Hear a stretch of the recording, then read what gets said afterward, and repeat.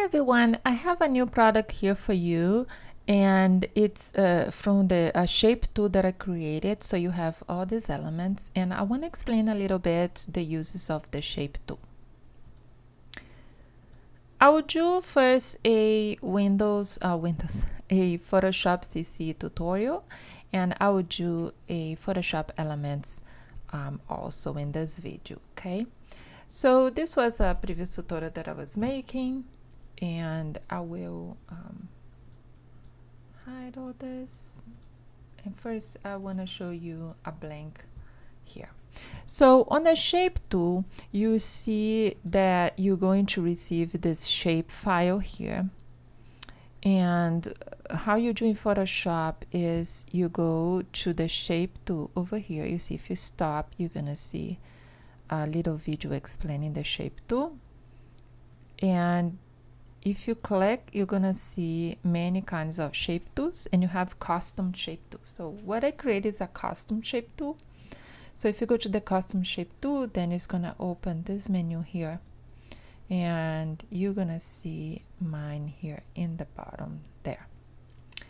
So the advantages of it is like it's so versatile because there's no size constriction, and you know, choose the color that you want. So before, let's choose a color that I want this particular design. Make it bigger, and let's do this. So in Photoshop CC, it opens this view here, and you have many properties here. So the fill is what is inside the shape. So you can choose according to a picture that you have, or remember that I had a background here, and I can go ahead and on the properties here, I can, pick the color through, I'm not in the right layer. Get the color on according to what you have on the background and things like that. So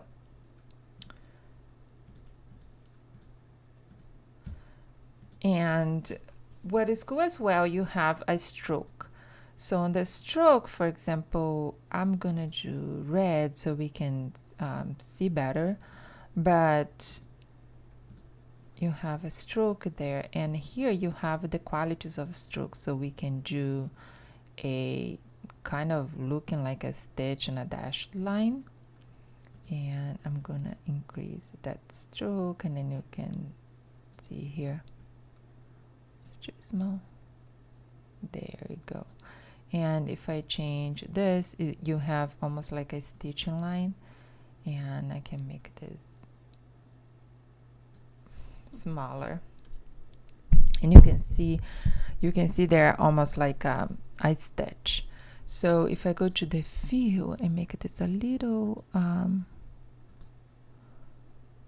lower, then you can see it better there. Okay, so that is one thing that you can do that is cool.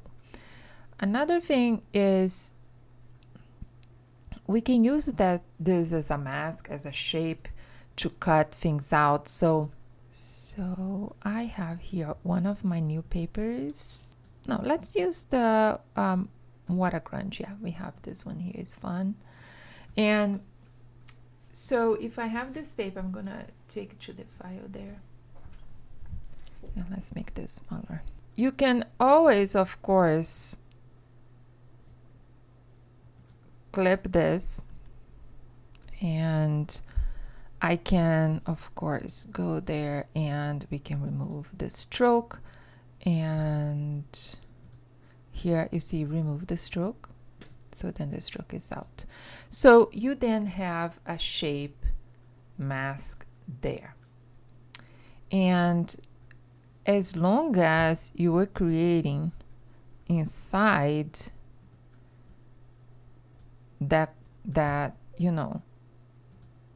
and you can clip paper. So okay, this is one thing, right? You can clip the paper. So it works as a mask, but what I love also is that there's so many possibilities with it in terms of different than a regular PNG mask. Because for example, you see that it has, I put another one here, has this node. So you can come to the pointer tool and you can move, you know, the pointers, and you can modify my shape.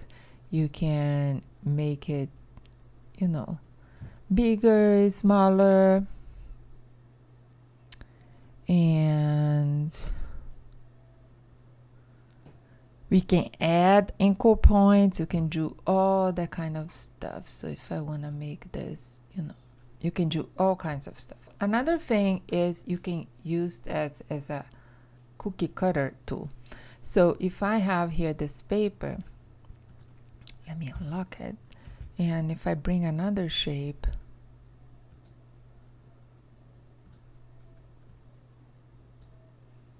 there,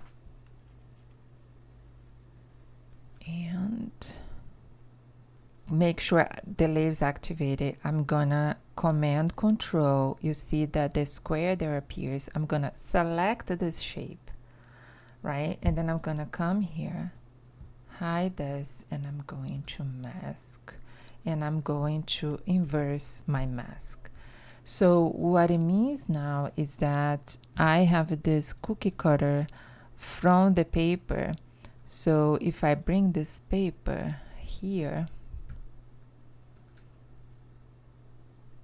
again, right, and it's at the top. Let me hide these other shapes here, and I bring, okay, so after you have this cookie cutter here and you see that I have I can have the gradient here, we are gonna go and create a drop shadow. And if I make it bigger, and you can see there, if I, let's make it softer a little bit, and just for the sake of you seeing, you create this inner thing here that it looks like this was die cutted on the paper. So, and you know, I exaggerate a little bit, but you can make it realistic. So the interesting thing about this is that you could come here with the shape and you can, you know, kind of create the same thing, but before doing that step of the mask that I did. So this paper is gonna look like a die cut paper. So then you can put on the back of your layout. So really cool that you can create die cut papers.